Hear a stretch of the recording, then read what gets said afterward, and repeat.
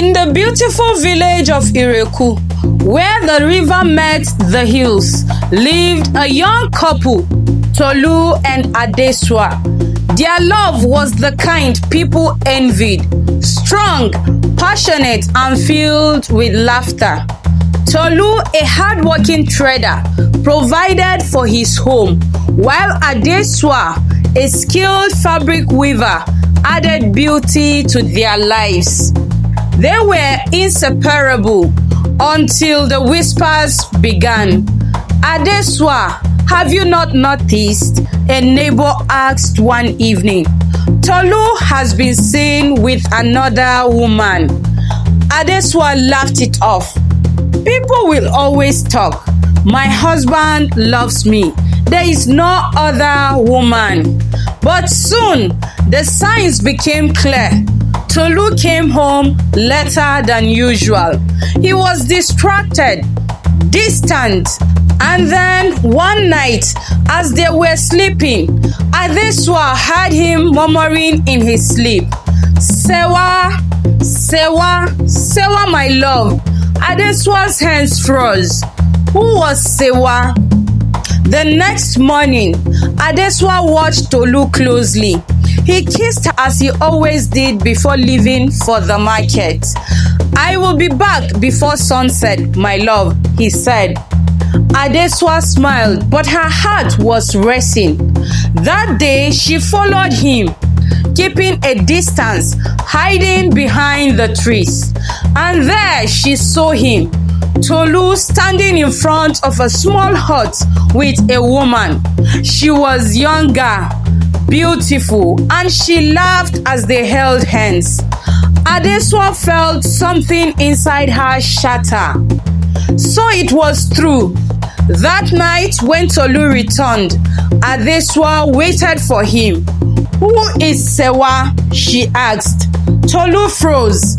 "Adesua, let me explain." "Explain what?" she shouted. "That you have another woman? That everything we built means nothing to you?" Tolu took a deep breath. "Adesua, is not what you think." But Adesua was tired of listening to lies. That night, she packed her bag and left. Tolu did not stop her. Weeks passed. Adesua tried to move on, but her heart still ached. Then one day, Tolu's younger sister visited her. "Adesua, you left without knowing the full story." "What story? That my husband replaced me?" "No," she sighed. "Sewa is Tolu's daughter." Adesua stared, confused. "Daughter?" "Yes," she said. "Years ago, before he met you, he was in love with a woman named Alice. She died while giving birth to Sewa. Tolu only found out about the girl recently. He didn't know how to tell you." Adesua's heart raced. Had she misjudged him? That evening, Adesua went to Tolu's home, and there she saw them, Tolu talking with Sewa in the living room. They looked happy and innocent. "Adesua," Tolu whispered, his voice full of emotion. She looked at the girl, then at Tolu. The betrayal she felt had never been a betrayal at all.